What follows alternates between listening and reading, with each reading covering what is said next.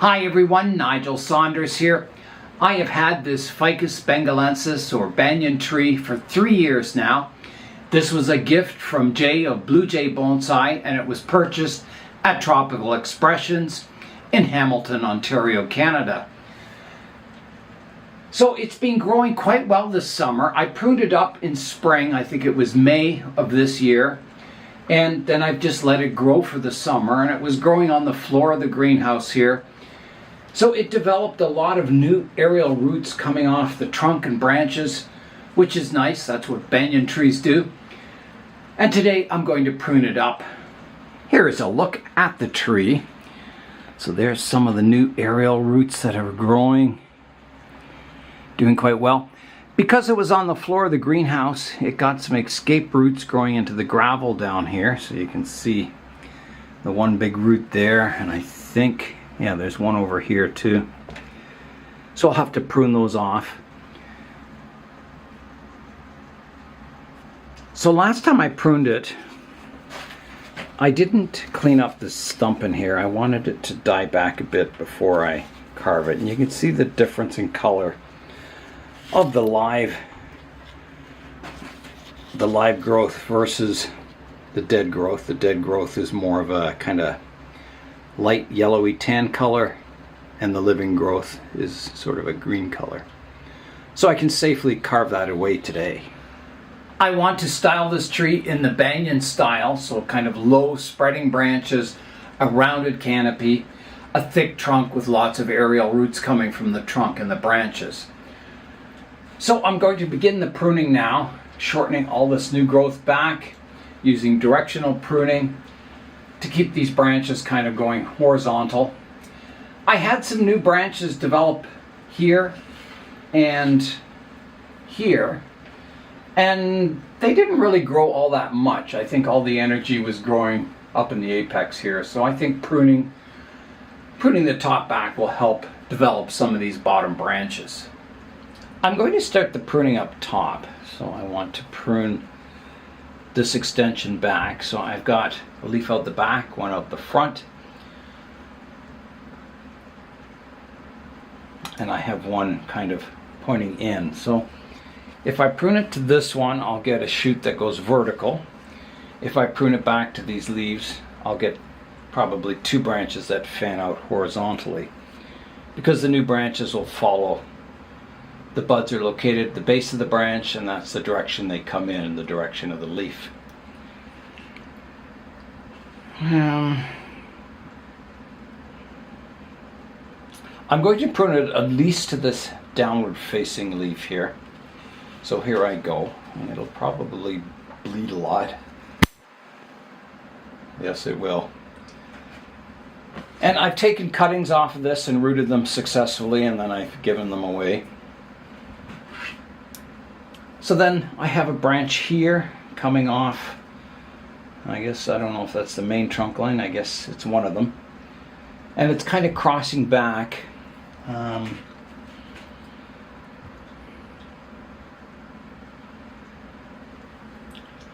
think I'll just take the tip off. Gives me lots of options. Like that. So I can have a branch coming out the front and one out the back. Then my next big cut is this branch here. It's getting really long, and I have to see. So I've got a leaf on the bottom here, another one on the bottom here, so I think I'll take it off to here. So here I go. Like that. That gets the tree a little more compact. Now I'm going to remove some of the older leaves. You can see there's a leaf here, and this trunk line was developed from the bud at the base of that leaf, so I'm going to take that away. There's an old leaf here I can take away, just to clean it up, to get more light to these lower branches.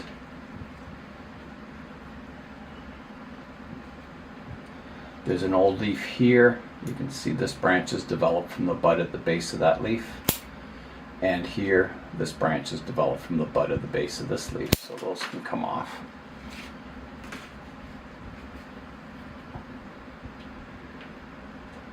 There's an old leaf here I can take off.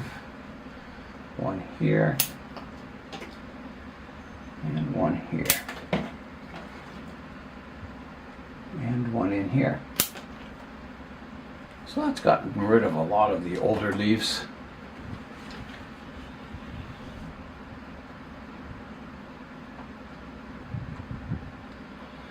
Now, I've got to carve this stump back on the trunk line here. So I think I'll do that next. I'll nibble away at that.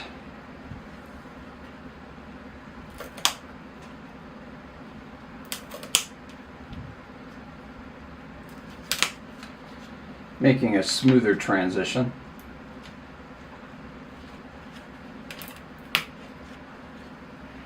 I'll just prune away this leaf pointing straight upwards here so you can get a better look at that nibbling operation here.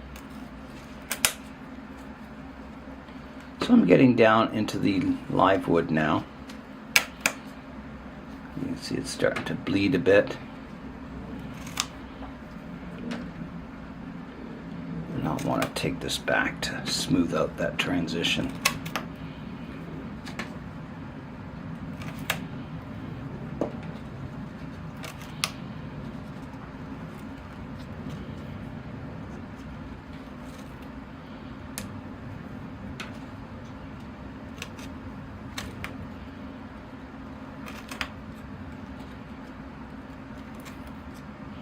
Something like that. I think that'll do.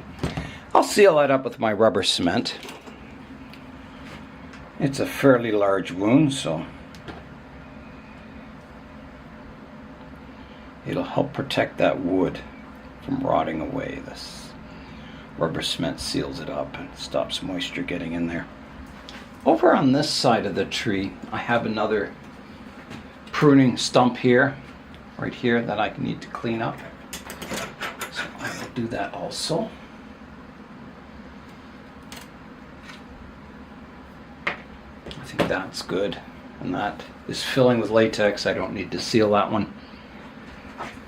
So I'm just stepping back now, having a look at the tree to see if there's any correction work I need to do.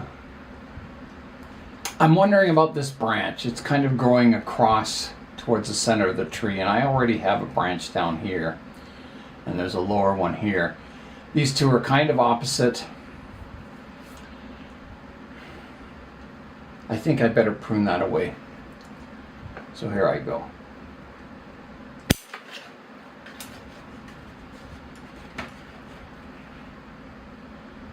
I'm going to take off this old leaf here too. So I get lots of light down to these lower branches. And then I'm not sure about this branch. Again, it's crossing. I think I better prune it away. I think it's going to be a problem in the future if I leave it on. So off it comes. I'd rather the tree use its energy for growing branches that are in good locations rather than developing branches that I know I'll remove in the future. So I think that's got the tree pruned up. I could take this leader down further. I'm a little high and straight in this section. I think I'll take it back to here. And then I'm wondering about this one, if it's too long also. I think it is. I'm going to take it back to here. Shortens them a little bit. So I'm liking these aerial roots. They're looking good. There's a few ones out the front here that are kind of, they're not going straight down, but they're interesting and natural. So I'm going to leave that.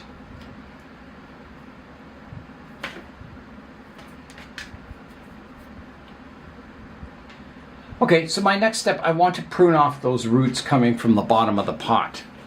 So if I tip the pot up, there's a look at the roots. So I'll prune those away.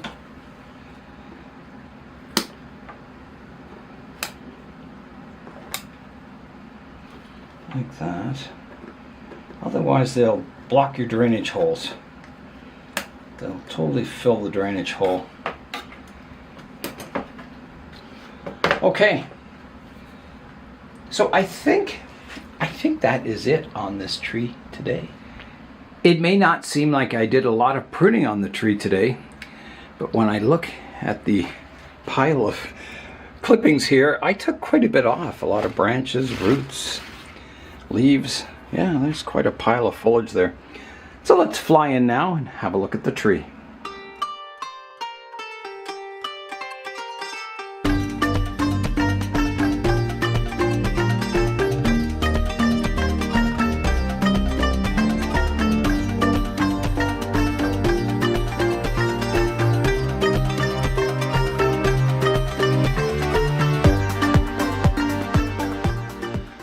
I was at Canadian Tire this spring and I was looking in their nursery section and they had banyan trees for sale there. I think they were about $40 and they were really nicely developed. Nice tapered trunks and an upright branch structure. Perfect for bonsai. But I didn't buy one. I thought I will develop this tree. It'll just take a little longer for this tree to get to that stage, but it'll get there eventually. So now it's time for today's updates. It's raining outside today, so I'll show you in the poly house here. I've moved a lot of trees into the poly house just to protect them for the really cold weather coming. So it's quite full in here. Got the elm, European buckthorn, a lot of cedars in here. So these are hardy trees that can take the cold of winter. The poly house just protects them from the wind. And when it's sunny out in the winter, it warms up in here. Not too much. They stay at a pretty good temperature. So I'll show you the larch forest. The benches are getting quite empty out here. So here's the larch forest. It's pretty well lost its fall colors. The needles are falling off in clumps now. So I don't think it'll be much longer and they'll be bare. You can start to see the branch structure. There's a lot of lichen growing on the branches that I'm going to have to clean off because I don't think they'll backbud with that much lichen on the branches. That's one thing I can grow well, is lichen and moss in this backyard. Here is my avatar grove, my cedar forest. And you can see these trees are all green. And some of the cedars, if we come over here, you can see they're all in their olive fall colors. So yeah, it just depends, I guess, on the genetics of the tree. Some get their fall colors early and some don't. Even in the poly house here, you can see this cedar is still quite green and the one over here has got its winter colors. So once I get all the tropical trees out of the greenhouse, I'll be moving a lot of these trees into the glass greenhouse for the winter. The ones that are more sensitive to the winter cold. I was in the thrift store today and I saw this on the shelf. It's I don't know what it is, but it's made of plastic and I thought, wow, that'd be a good mold for my Pruning temple, for making those faces on the temple sides. Yeah, so that's just the perfect size. It's the perfect depth and everything. So I was quite happy to find that. I never expected to find something like that in a thrift store.